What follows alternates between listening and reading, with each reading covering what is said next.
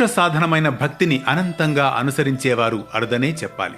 ఇలా శ్రీవారి కరుణా కటాక్షాల కోసం కష్టమైనా నష్టమైనా నీవే అంతా అంటూ దేవుని సేవకు అంకితమైతే ఆయనే తోడుగా నిలుస్తాడు, మనల్ని అనుగ్రహిస్తాడనేందుకు నిదర్శనమైన కథనమే వేటు న్యూస్ నేటి పరమార్థం.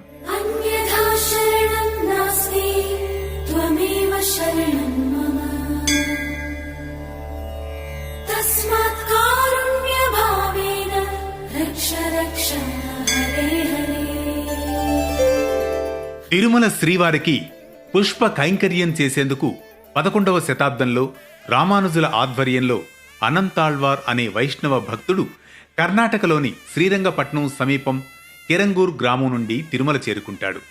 తిరుమల శ్రీవారి ఆలయ సమీపంలో తోటపని, అలాగే నీటి కోసం బావి తవ్వే పని చేస్తూ ఉంటాడు అనంతాళ్వార్. ఇందులో తనకు చేదోడు వాదోడుగా తన సతీమణి సహాయం తీసుకుంటాడు. ఆ సమయంలో ఆమె గర్భవతిగా ఉండడం, అనంతాళ్వార్ పడే ఇబ్బందులను చూసి జాలిపడిన శ్రీ వెంకటేశ్వర స్వామివారు ఓ బాలుని రూపంలో వస్తాడు. అనంతాళ్వార్ గుణపంతో బావి తవ్వుతూ మట్టిని తట్టలో పోస్తే ఆయన భార్య ఆ మట్టి తట్టని తీసుకుని దూరంగా వెళ్లి పోసి వచ్చేది. ఇదంతా గమనిస్తున్న శ్రీనివాసుడు బాలుని రూపంలో వచ్చి అనంతాళ్వార్ని ఉద్దేశించి, నేను మీకు సహాయం చేస్తాను అంటే అనంతాళ్వార్ అంగీకరించరు.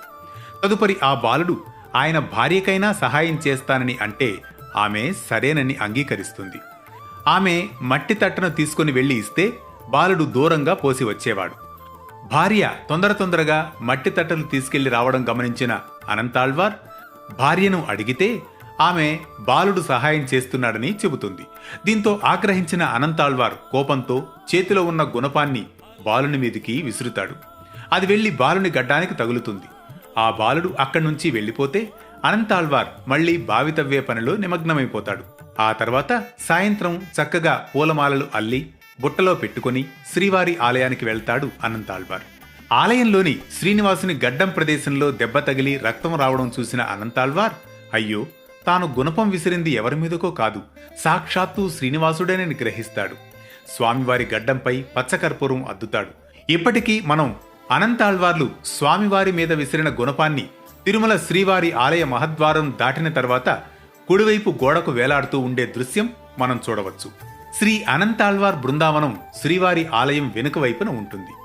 అంతేకాదు, శ్రీవారి ఉత్సవమూర్తి అయిన మలయప్ప స్వామి ఊరేగింపుగా ఏడాదికోసారి శ్రీ అనంతాళ్వార్ బృందావనానికి వెళ్లడం భక్తుడికి భగవంతుడిచ్చే ప్రాధాన్యతకు నిదర్శనంగా, భక్తి పరమార్థంగా కనిపిస్తుంది.